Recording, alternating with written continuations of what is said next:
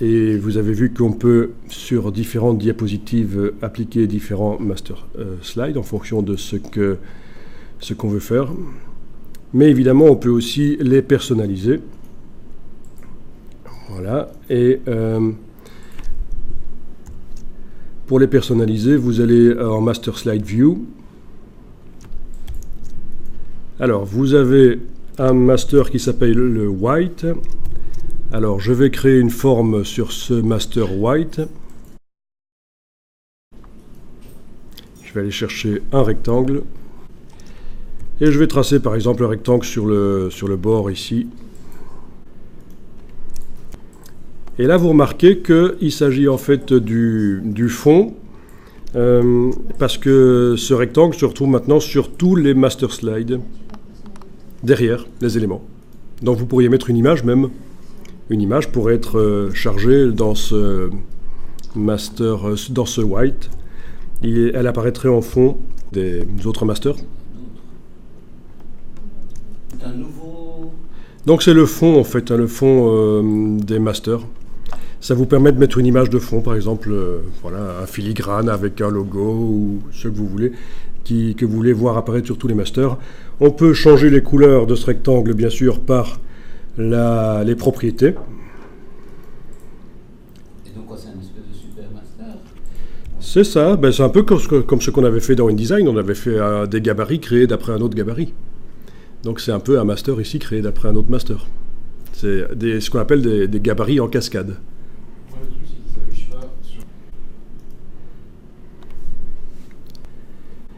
Ah oui, alors il y a un contour blanc sur cette forme. Il y a un contour blanc parce qu'ici, on est pour le stroke, on est en blanc et il est à 2.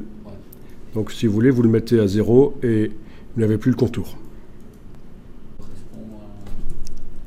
Oui, en effet, dans le white, vous avez cette barre blanche que vous pouvez sélectionner et supprimer si vous voulez. Avec la touche suppression de caractère, là ça fonctionne. Donc sélectionnez l'objet quand vous êtes dans le white, sélectionnez l'objet et avec la touche suppression de caractère, vous supprimez. Voilà. Ok. Il y a aussi dans certains masters des barres que vous pouvez supprimer si vous voulez.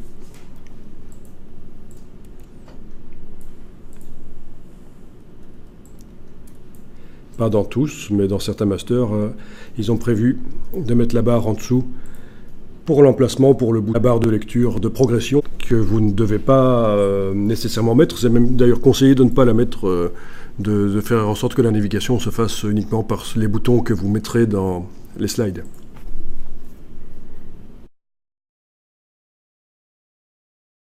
Donc les masters peuvent eux-mêmes être modifiés.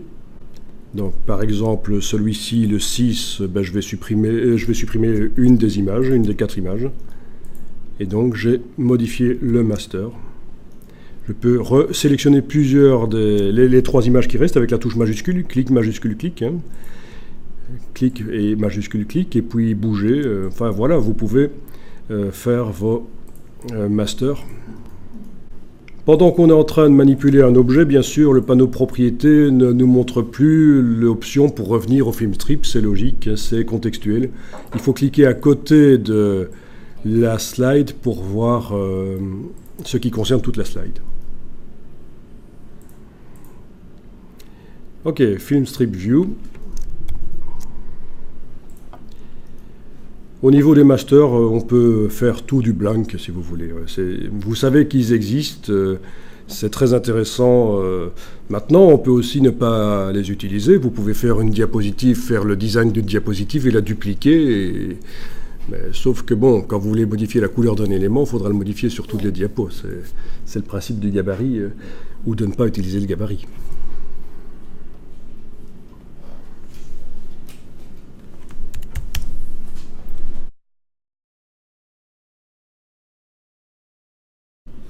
Au niveau du timing,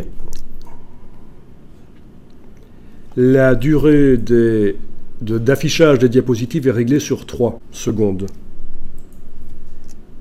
Dans le panneau timing, vous le voyez ça. C'est quelque chose qui vient des préférences de Captivate en fait. Dans les préférences Captivate, vous pouvez y aller, hein, donc menu Adobe Captivate Préférences. Il y a les réglages par défaut. Et là, vous avez le réglage par défaut des diapositives, 3 secondes. Mais ça n'a pas d'importance, parce que de toute façon, dans un premier temps, je vous propose de mettre des boutons qui, sur leur timeline, auront une pause. Ils vont se mettre en pause après 2,5 secondes d'affichage, ils se mettront en pause. Quand on cliquera sur le bouton pour passer à une autre slide, la slide s'affichera encore pendant une demi-seconde, puis ça passe à l'autre slide. Donc, dans ce cas-ci, la durée d'affichage de la slide n'a pas d'importance.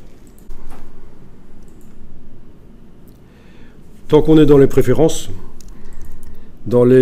générales ici, vous avez ceci, Enable Custom Workspaces. C'est quand on veut pouvoir détacher les panneaux et les positionner comme on veut, différemment de ce qui sont positionnés là. Voire même sur plusieurs écrans, si vous avez plusieurs écrans. C'est pas mal, c'est de pouvoir mettre les panneaux sur différents écrans. Alors vous savez que vous pouvez aussi connecter une tablette en USB à l'ordinateur et vous en servir comme deuxième écran. Avec un petit logiciel que j'ai installé là qui s'appelle Duet. Donc ça c'est pratique aussi, vous avez une tablette, vous la connectez en USB à côté de l'ordinateur, ça fait un deuxième écran.